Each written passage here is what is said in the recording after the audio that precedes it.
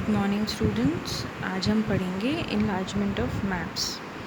अब ये enlargement of maps क्या होता है, इसका क्या अर्थ है, तो इसको समझने के लिए हम उदाहरण देखते हैं।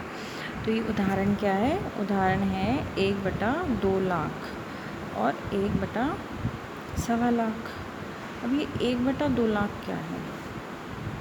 1 सेंटीमीटर बराबर 2 लाख सेंटीमीटर है, तो इसको हम 2 किलोमीटर भी लिख सकते हैं।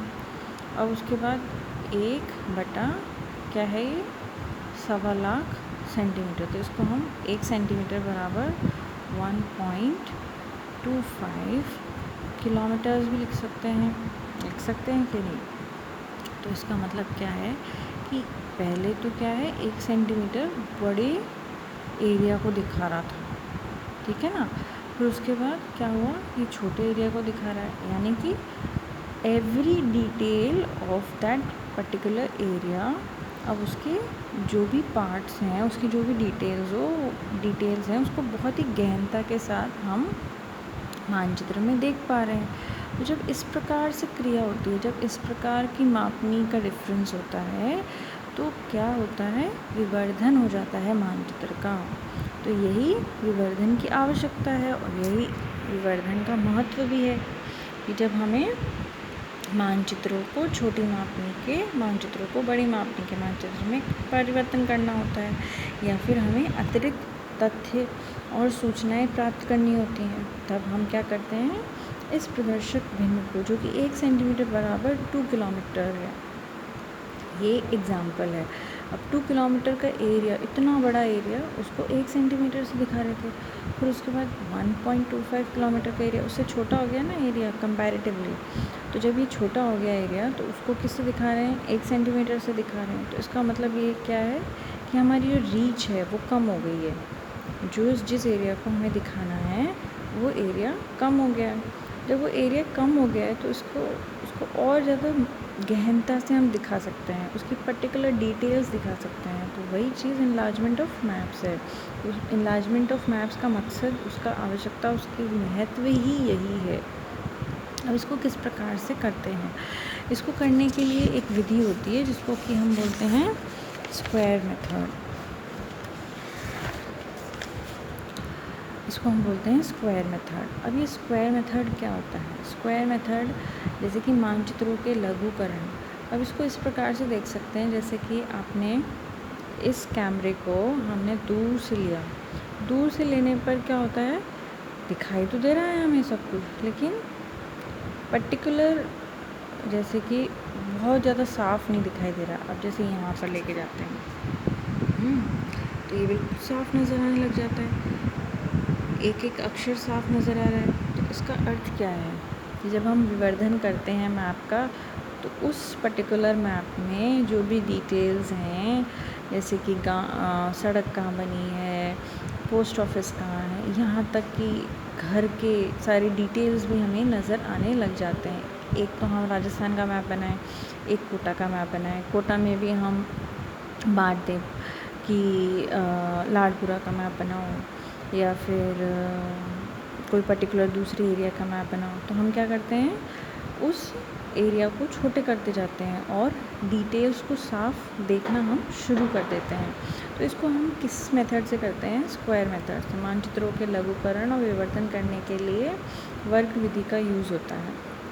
अब इसमें क्या करते हैं, इसको हम समझने के लिए क्वेश्चन लेते हैं। तो क्वेश्चन क्या है?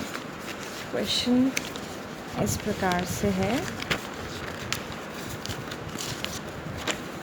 क्वेश्चन इस प्रकार से है, प्रदर्शक भिन्न 1/50,000 पर बने किसी मानचित्र का वर्ग विधि द्वारा प्रदर्शक भिन्न 1/35,000 पर विवर्धन करने के लिए वर्ग की भुजा की लंबाई ज्ञात कीजिए। अब वर्ग की भुजा की लंबाई हम बाद में समझेंगे, पहले हम ये समझते हैं कि ये 1:50,000 क्या है और 1:35,000 क्या है। ये तो है पुरानी मापनी, और ये है नई मापनी। ये समझ में आ गया आपको? अब नई मापनी सूत्र क्या बोलता है? सूत्र बोलता है नई मापनी बटे पुरानी मापनी इंटू मूल मानचित्र के वर्ग की भुजा की लंबाई। मूल मानचित्र के वर्ग की भुजा की लंबाई क्या है? 1 सेंटीमीटर। फिर उसके बाद हमने इसको इस पर्टिकुलर सूत्र में अप्लाई किया तो हमारे पास जो नया जो वर्ग की भुजा की लंबाई आई है वो क्या आई है 1.43 सेंटीमीटर। यहाँ तक आपको समझ में आ जाना चाहिए।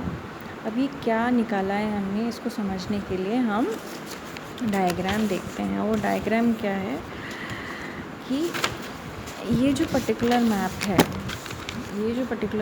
है वो किस पे बना हुआ है 1:50,000 पर, ठीक है। ये इसका RF है। अब 1:50,000 इसका RF है। उसके बाद हम देखते हैं कि ये जो मैप है ये बना हुआ है 1:35,000 पर। तो ये दोनों की इकाई यानी कि 1 centimetre is equals to 50,000 centimetre और 1 centimetre is equals to 35,000 centimetre, ठीक है। अब हमने क्या किया, पहले तो हमारे पास इसको पहले समझ लेते हैं कि क्या है। ये मैप बना हुआ है, मानचित्र बना हुआ है। उसके ऊपर हमने एक ग्रिड यानी कि एक स्क्वायर का जाल बना दिया, ठीक है। और जो जाल होता है वो उसकी लंबाई और चौड़ाई दोनों सेम है तो उसमें जो छोटे छोटे स्क्वायर्स बन रहे हैं उसका नंबर भी सेम है, दोनों का नंबर सेम है। तो इसका अर्थ ये है कि ये जो स्क्वायर बना हुआ है इसकी लंबाई और चौड़ाई दोनों 1 सेंटीमीटर है। अब जो नया मैप बनेगा यानी कि नई मापनी क्या थी हमारी 1:35,000। अब नई मापनी के अनुसार जो मैप बनेगा उसके वर्ग की भुजा की लंबाई 1.43 सेंटीमीटर आई है। तो सबसे पहले अब क्या करना था, पहले तो इसमें क्या था मैप बना हुआ था उसके ऊपर ग्रिड जाल बनाया था। अब क्या है, हमें ग्रिड जाल बनाना है पहले।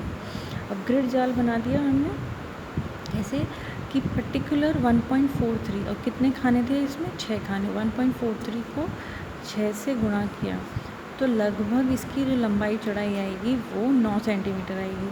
और इसको 6 भागों में 6 खानों में बांटना है और उसके बाद हमें इसके ऊपर इस मैप का रूपांतरण करना है।